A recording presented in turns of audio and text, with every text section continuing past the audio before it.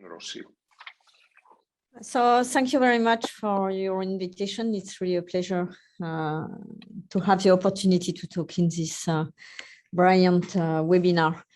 So you asked me a very difficult question, biochemical, genetic, and histological markers to select patients with hepatocellular carcinoma for liver transplantation. And I think that we need to start with the patients with HCC.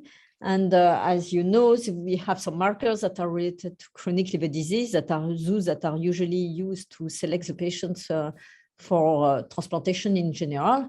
And then we have also the markers that could be related or that are related to the cancer disease and that are also very important for the selection of the patients that could benefit from liver transplantation. So we have the very classical cancer stagings, I would say, BCLC and others. And we have now the serum alpha-fetoprotein that is commonly used to select the patients, but all the others are in fact not really used at this moment. And that's also the same in the domain and the field of chronic liver disease. We have different markers that are in the pipeline, but still in the field of research. So we will start with your first question, that is, what is the impact of genetics in the risk of hepatocellular carcinoma, and does it can contribute to select the patients for transplantation? What we know in terms of genetic factors that predispose to HCC, the Mendelian disease that predispose to HCC are in fact mainly metabolic disease. And that could be really important because you know that achinifron alpha mutations predispose to both diabetes, but also adenoma, and then maybe sometime transformation in carcinoma. That's the same for glycogen storage disease with benign tumor sequence and transformation. And then we have hemochromatosis and etc. So it's very important, in fact, because to recognize these patients, basically, because also the liver transplant can cure, and particularly, for example, for glycogen storage disease, can cure both the risk or the malignant tumors and the disease and the metabolic disease that is at the origin. Then we have only very rare HCCs that are part of syndromes that predispose to various tumor types. This is the case, for example, for familial adenomatosis, adenomatous polyposis, APC mutation, Lifromini with TP53 mutation, Dicer syndrome, whatever. It's very rare, but the familial history is very important in all these cases. And we have to search in these patients that are part of these familial cases and familial history of not only the genetic predisposition, but also to search for other cancer location. What about the more common polymorphisms that can predispose to HCC? It was already mentioned during the webinar. We have some genetic markers that predispose to both NASH and also or diabetes and also to alcoholic disease. And then we have only, in fact, now currently 4 frequent genetic variants that are really proven to influence and to modify the risk of hepatocellular carcinoma. This is TM6SF2, PNPLA3, and the HSD17B13. All these 3 variants are influencing and modifying the risk of HCC in NASH, but also in alcohol-related disease. And we have a new polymorphism that we identified very recently in the laboratory. That is the polymorphism close to the Wnt3a, Wnt9a locus, and that we published in Lancet Oncology, and that appear to be specific of the alcoholic disease. So that's very important because also, as you mentioned, Patricia, there is a close relationship between the environmental factor and the genetic background, and also between the cooperation between the different environmental factors. Remember that aflatoxin B1 exposure is also related to genetic variant GSTM1 and GSTT1, and also related to the infection by HBV to increase the risk of hepatocellular carcinoma. And for sure, these variants that predispose both to NASH and or to alcohol are really important in the future to better understand the natural history of the development of the disease and the cancer. But at this time, I have to say that we cannot use these markers individually. There is no sense to do that. We need to have more data, more prospective follow-up of the patients according to the genotypes to really decipher some scoring by integrating not only the genetic variants, but also the clinical features of the patients.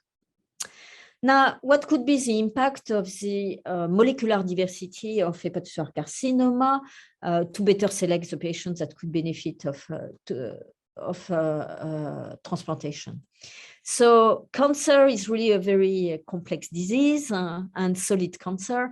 And HCC, hepatocellular carcinoma, is one of the best examples of this complexity in terms of biology that sustain really the malignant transformation and also the development of aggressive hepatocellular carcinoma.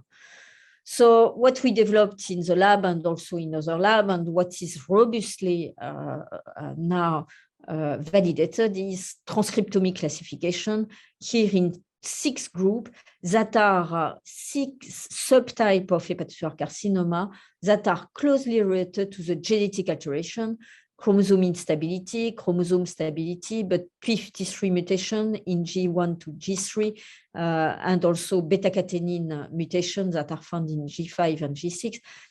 All these correlations are very important with frequent gene mutation, but also rare gene mutation. And you have to notice immediately that also the molecular classification is related to clinical features. So when you have females that develop HCC, they are more frequently belonging to G1 subtype. It is the way by which you can read this type of scheme. So the molecular diversity is not only related to the clinical features, genetic alteration, but also to the pathological features. And this is how more recently we are using also the molecular classification. This is, for example, the first subgroup of HCC that is termed G1, frequently found in female, but also in female with HBV infection, high alpha fetoprotein, frequently associated with BAP1 mutation. And the features at the histology include also this would say mixed features of hepatocellular carcinoma with in some areas these fibrolamellar-like features that are related to BAP1. So it is important also to understand that this association can have an impact in the prognosis and the follow-up of the patient, because, for example, G3 subgroup of patients that include 20 to 30% of the patients are very commonly associated with chromosome instability, but also with TP53 mutation, TSC1, TSC2 mutation, and poor prognosis. And at the histological level, it was translated as a macrotrabecular massive features of HCC that was shown to be associated with a poor prognosis of the patient in patients treated by liver resection, but also in patients treated with radiofrequency. So it is easy now to recognize this very interesting subtype of poor prognosis HCC. And at the inverse, the G4 subtype is a hepatocytic-like HCC, very well differentiated HCC, associated with a better prognosis, and it is closely related with the steatohepatic phenotype that was described in at histology and with the JAK-STAT activation. And the very famous Wnt beta-catenin and CTNB1 activated tumors in G5 and G6 that account for 40% of the HCC in France, for example. So this is very important, are very easy to recognize at the histology with this cholestatic phenotype and the overexpression of glutamine synthetase and the nuclear accumulation of beta-catenin that are really the demonstration of the Wnt beta-catenin activation. So we have this correlation, and there is still some work and some other correlations that remain to be identified. And this is a way by which we can really transfer the molecular classification for the benefit of the patient into histology and also into biological pathways. And just I want to highlight that high alpha fetoprotein in the serum, that is the only biological surrounding markers of hepatocellular carcinoma with an indication to stratify and to select the patients that could benefit of liver transplantation is a marker that is very well associated with this three subgroup of HCC, G1 to G3, that are really the HCCs that are the more aggressive and the more proliferative HCC and the less differentiated HCC. So it is probably an imperfect markers of this subclass, but it is a marker of this aggressive subclass and molecular subclass of hepatocellular carcinoma. So what about the histology and the molecular biology? Can we also refine the difficult diagnosis? We have also to highlight that it is not frequent, but sometimes the pathologist and the radiologist have some difficulties to discriminate from hepatocellular adenoma to hepatocellular carcinoma. So for sure, histology is very important, but also molecular analysis are also very important to discriminate these two entities that are major for the patient, even if it is rare, because we know that with a different subtype of adenoma, then the accumulation of mutation in the promoter of TERT is really a major factor of malignant transformation and a major sign of malignant transformation into hepatocellular carcinoma. So once again, in the case of malignant transformation of hepatocellular adenoma in carcinoma, both the histology but also the molecular biology can help in the better understanding of the tumors that are at high risk of malignant transformation, that are the benign hepatocellular adenoma mutated for beta-catenin. And remember, this is 40% of the hepatocellular carcinoma at the end, that are frequently associated with malignant transformation with the accumulation of TERT promoter mutation. This is the same for the malignant transformation of dysplastic nodules in cirrhosis. And low-grade dysplastic nodules are usually associated with a low risk of malignant transformation. They are very rarely mutated for TERT promoter, only 6% of the cases in our experience, whereas this proportion increase in high-grade dysplastic nodules that are mutated in about 20% of the cases for TERT promoter mutation. And TERT promoter mutation is absolutely the major oncogene that is mutated in hepatocellular carcinoma, since more than 60% of hepatocellular carcinoma show this mutation. So once again, it's a marker that helps to identify within the low-grade, the dysplastic nodule, low-grade and high-grade, those that are at the highest risk of malignant transformation. And also, it can be helpful for discriminate benign tumors from malignant one if we identify TERT promoter mutation. So it can help also to refine the indication of resection or transplantation in cirrhotic patients. So what about the markers that are associated with the progression and aggressiveness? So I come back with this scheme to the classification, G1 and 2, G6. I previously showed and described. And here you see that according to the classification of 720 patients, according to BCLC 0, BCL2, BCLC C stage, you see that the proportion of the tumors that are classified between the G1 to G3 subgroup, and particularly the proportion of tumors that are classified in G3, increase a lot according to the advancement of and the aggressiveness of the tumor. So in other words, in the real life, if you take all the tumors of patients, whatever the treatment, and you classify them according to the stage of the disease, you find again the fact that these tumors that are classified in G1 to G3, and particularly those that are classified in G3, are associated with a poor prognosis. But then it's not only on the natural history of the patients that are resected or surgically treated. We know also that the rate of proliferation and proliferation markers are also more frequently overexpressed in advanced HCC than in less advanced HCC. And this is exactly the inverse of the markers of differentiation and hepatocyte differentiation that have a lower expression in advanced HCC compared to very early HCC classified in BCLC 0. And when we look at the survival curves, we can also summarize the prognosis of this classification using a 5-gene signature. And we can classify the patients according to 5-gene signature of good prognosis or 5-gene signature of poor prognosis.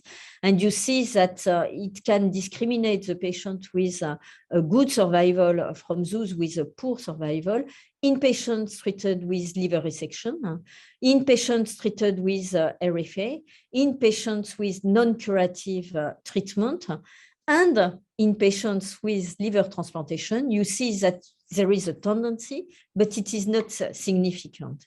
And the reasons that you see easily is because also we have a rate of survival that is very high, and we need to include much more patients to identify a difference in terms of survival. But it's not only that, it's not only the number of patients that are included in the analysis, it is also because if you look at the patients and at the biology of the tumors of the patients that are treated according to the different treatment, you see that the distribution of the 6 subgroup of molecular subtype of HCC is completely different. In patients with very advanced HCC with non-curative treatment, you see a huge predominance of G3 subgroups that account for 40% of the cases, and between G1 and G3, it's more than 50% of the cases. So of the poor prognosis molecular subtypes. In resection, you have also panorama, but what happened with very early HCC treated by RFA or treated by transplantation, and particularly treated by transplantation, you have a huge selection, in fact, that you are doing because you are very good clinician, by probably also the effect of the waiting list, because it's very difficult to have the sample of patients that are included at the inclusion on the waiting list. And so you have a very nice selection of the patients that are belonging to the G4 subgroup of hepatocellular carcinoma, so that are those associated with a better prognosis and the best prognosis. Once again, if you look at the somatic mutations, we can also identify some somatic mutations that are closely associated with a more advanced stage of HCC. And this is for sure the case that is very well known of TP53 mutation, but also of the retinoblastoma gene and other genes such as SF3B1. So in other words also, advanced HCC are not completely different from the early HCC, but this is a selection of the tumors that are the most aggressive and that correspond to those with TP53 mutation or RB1 and etc. Mutations. So can we also translate that in histology? As I mentioned, and I will not coming to that, but the macrotrabecular massive subtype of HCC is very interesting because it's really pinpointing the tumors that are associated with a worse prognosis. It was coming from the molecular classification and fully translate into the histology. And if you stratify the patients according in surgical series of patients, according to the size of the nodule, you see that in big tumors or in small tumors, the features of macrotrabecular massive phenotype is really discriminating the tumor associated with poor prognosis from the tumor associated with good prognosis. And that's the same if you select the tumor with early HCC from those with more advanced HCC, with vascular invasion or without vascular invasion, with satellite nodule or without satellite nodule. So it's a very robust prognostic factor translated into histology. And more recently, we published with Valérie Paradis not only the microvascular invasion that is very well known to be associated with a poor prognosis, but also a six gene signature that can be really useful to identify, once again, the tumor with poor prognosis from those with good prognosis, and that could be easily tested in patients with tumor biopsy. And now the last question is, can we expect something from the neoadjuvant therapy and in terms of biomarkers and in terms of biomarkers that could predict the response to available therapies? What we know since a long time now in practice of tyrosine kinase inhibitors is that none of these markers that has been described in the literature has been fully validated according to the resistance or sensitivity to whatever treatment with sorafenib, regorafenib, lavatinib, cabozantinib, and etc. They remain to be validated, and we are waiting for that. For the immunotherapy, that's the same situation. We have some very good candidates. Probably the tumors that are mutated for beta-catenin, CTNB1, are those that can probably not benefiting from the immunotherapy. That's probably also the case of patients with NASH that probably are less sensitive to immunotherapy. But once again, these markers has to be validated in large series of patients. And probably once again, the only markers that has been really fully validated is in fact the alpha-fetoprotein in the serum. That is a very good marker to predict the sensitivity to anti-angiogenic treatment, and particularly to the treatment with ramucirumab, and the level of very high level in the serum of alpha-fetoprotein is associated with a better response to the treatment, and it has been already validated. But we are waiting for other validation for sure, and probably the way to validate more easily the relation between the sensitivity to the drug with predictive marker is once again probably to translate the molecular classification into the histology and into immunohistochemistry. And you see that there is now a lot of markers using immunohistochemistry that can help to classify the tumor according to the 6 molecular subgroups that we define. So at the end, what we need is not only to identify the tumors that are associated with a poor prognosis, and that probably we should avoid to include in the waiting list for transplantation, probably, but that remains to be validated. But maybe another thing is that to think to the patients that could benefit of neoadjuvant therapy and downstaging, And we know that all the tumors are not equal to the response, but we need to have these predictive markers of response prospectively. And once again, if you are dealing with these tumors that are associated with a better prognosis, particularly in G4, maybe we can also imaging to have some criteria to include the patient that could be maybe relaxed and more, and maybe trying to include patients with larger tumor, if it is a unique nodule, for example, but that belong to a very good prognosis molecular classification of the tumor. So this is some idea of how we can translate this molecular classification that reflects really the biology of the tumor. And still we are at the beginning of the story. We can say that serum alpha fetoprotein is currently a marker of aggressive hepatocellular carcinoma. We need to do better than that, and probably tumor biopsy can help to refine both not only the diagnosis, but also to better assess the tumor prognosis and to inform more precisely on the immune response, spontaneous one, but also, and that is important in the domain of transplantation, but also to predict the response to immunomodulators. And finally, the clinical trials are really required to test this hypothesis and to identify the patients that could really benefit from transplantation compared to the other. And I would like to thank you very much for your attention. Thank you very much, Professor Zucman-Rossi, for this wonderful lecture that, in my opinion, is the best example to translate the basic research to the bedside. And I would like to thank a lot for really your lecture. So there is a question coming from Professor Ramadori.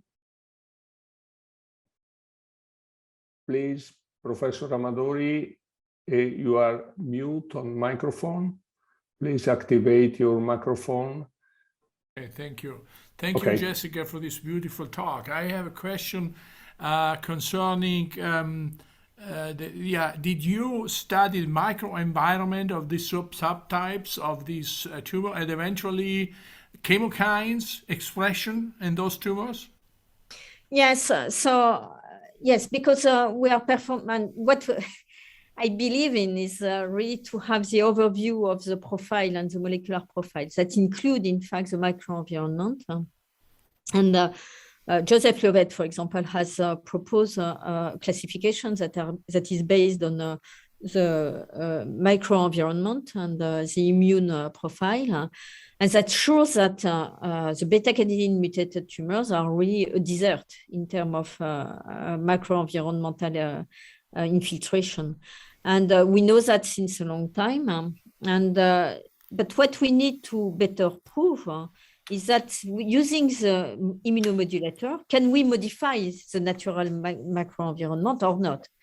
And to my knowledge, it is not still proven. And also, you know that we are going into the combination of drugs, and it is not only the immunomodulator that is important on the effect, but also the association with tyrosine kinase inhibitor or with anti-angiogenic drugs or with other drugs at the end.